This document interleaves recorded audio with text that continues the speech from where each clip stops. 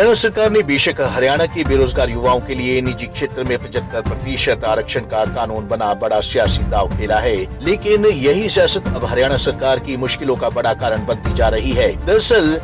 NASSCOM company ने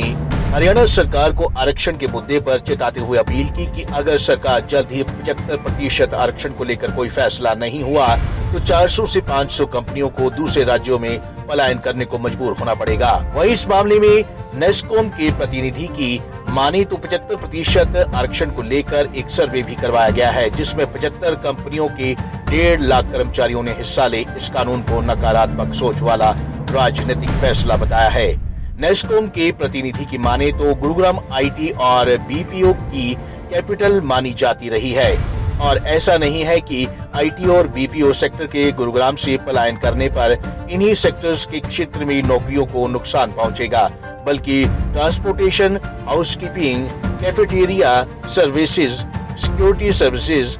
जैसी नौकरियों को भी प्रभावित करेगा। यदि आप देखिए IT और BPO इंडस्ट्री गुड़गांव में करीब ऐसी 500 कंपनीज हैं और इन 500 कंपनी में 4 लाख से ज़्यादा कर्मचारी काम करते हैं IT और BPO के। तो शुरू से ही जब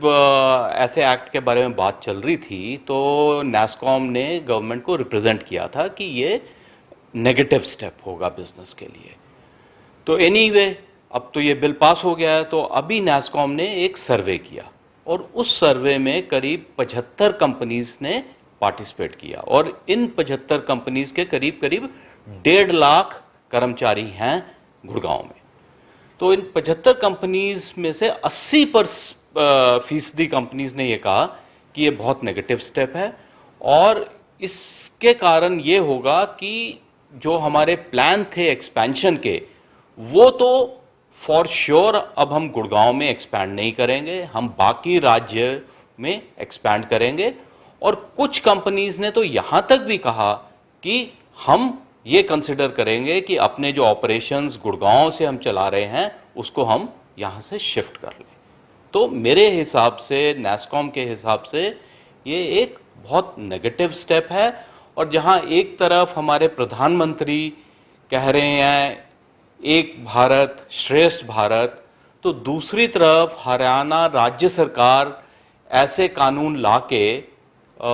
जो अपनी एक गुड़गांव की एक इमेज थी और ये यहाँ तक कहा जाता है कि गुड़गांव दुनिया का BPO कैपिटल है, उसके लिए जो ये स्टेप ले रही है वो एक नेगेटिव स्टेप रहेगा। और हमारी तो राज्य सरकार से ये विनती रहेगी कि इस कानून को वो वापस ले लें।